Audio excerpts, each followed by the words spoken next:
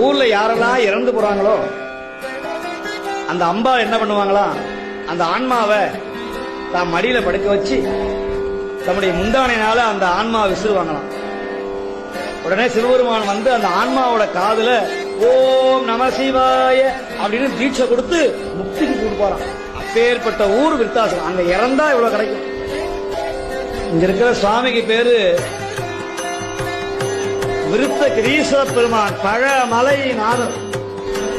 அம்பிகை பேரு விருத்த நாயகி கிழவி அப்படின்னு பேரு. காசிக்கு நிகரான தலம் விருத்தாசலம். விருத்த காசின்னு பேரு. ஒரு முறையாவது திருமுதுகன்றம் சென்று அந்த பெருமானை வழிபடுங்கள். அந்த பெருமானுடைய கருணையே கருணை.